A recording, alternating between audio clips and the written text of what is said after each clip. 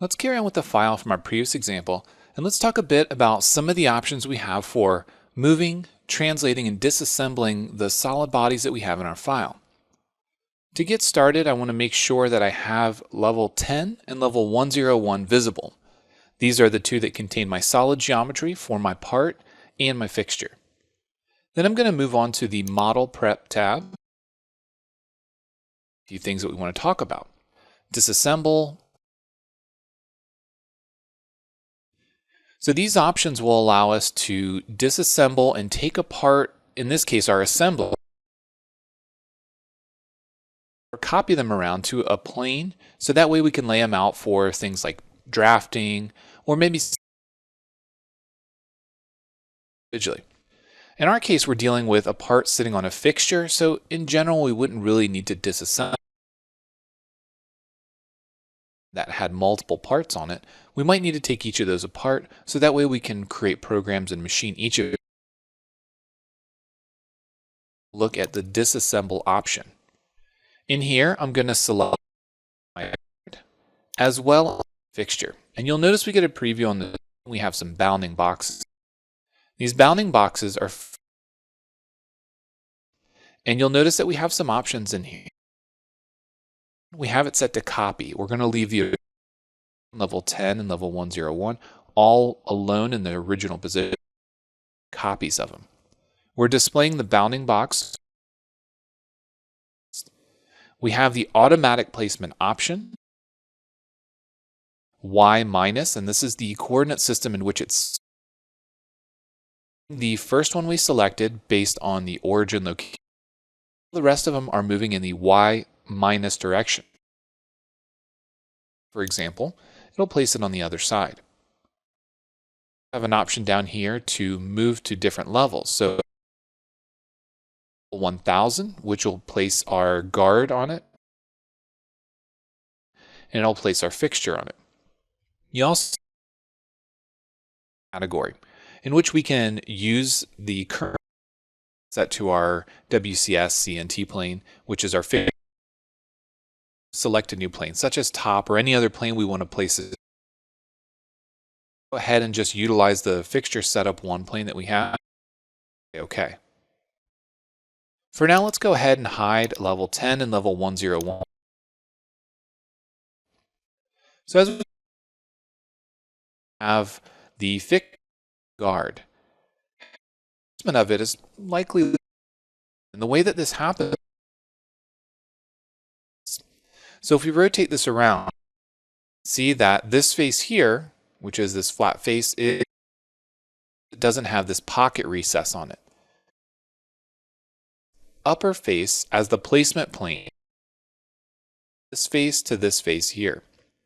So in order to read other tools, if we use the align to plane or align to face option, we can copy so we can see what it does. And we can tell whether or not we want it to be coincident, perpendicular, or parallel. The first thing that we want, so for example, if we want to select this face here, notice that we have a no screen, and you'll notice bar that goes between the X and the Y, but we don't have one. And this is because we're dealing with 2D construction. Select the reference point of the destination.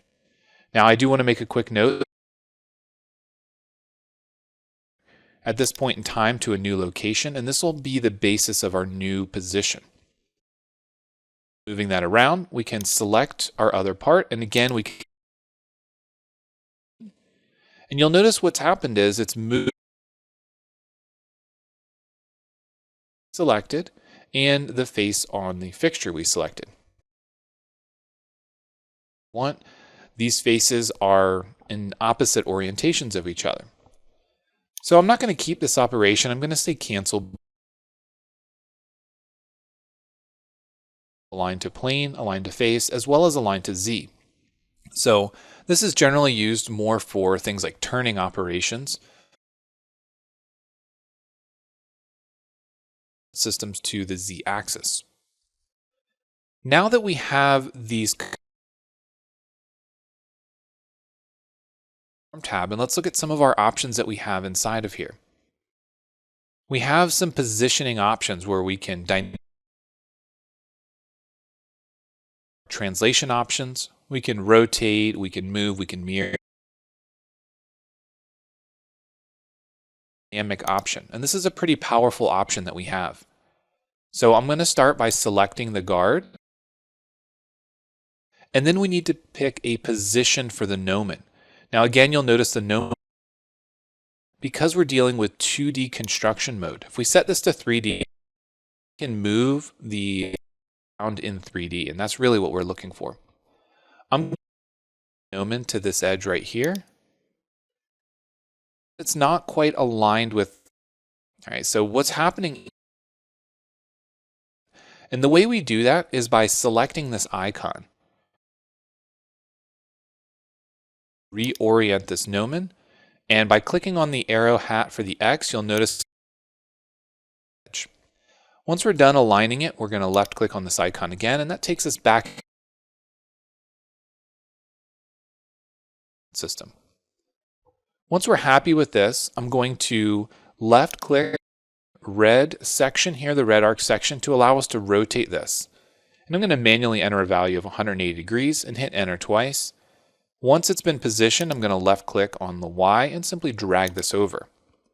So now I've rotated this around and I'm able to position it in the orientation I want, with the bottom face as the part will be installed in the same orientation as my fixture.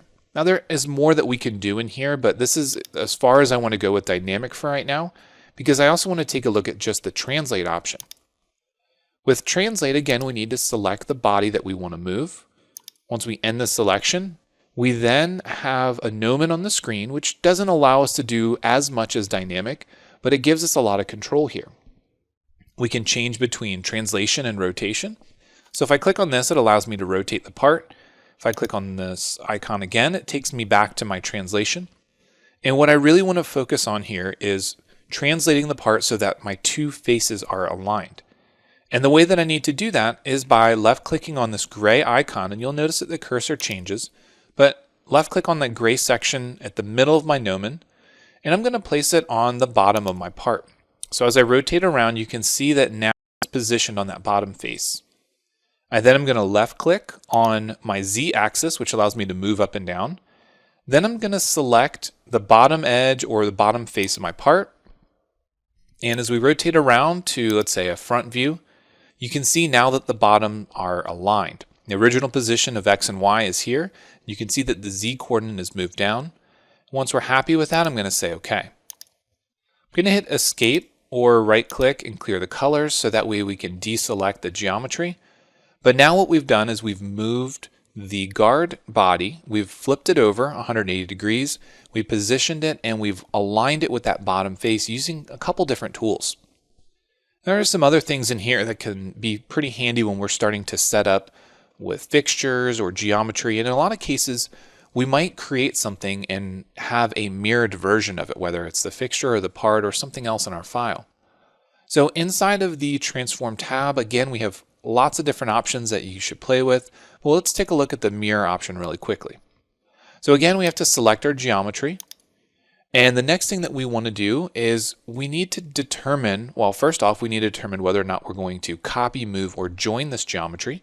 In our case, we'll select copy.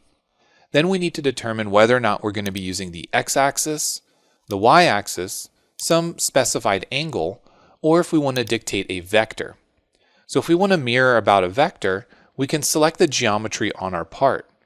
Now, the vector option allows us to pick 2 points or pick an edge of our part, and it'll use that as the axis. Now, in this case, you see we're able to mirror this part completely about that edge. And if we want to, we can also OK that, and we can create another operation. We can mirror the fixture as well. Again, we don't really need the mirrored body here, so I'm going to cancel this operation. But just to note that inside of the Transform dialog box here in the Transform tools, we have a lot of different options for how to manipulate geometry. It's not restricted to just solid bodies. We can also use this on entities as well. And you'll see in the layout section we have geometry nesting, rectangular array, and distribute, which helps us when we're dealing with larger assemblies or potentially geometry that we need to nest in order to program.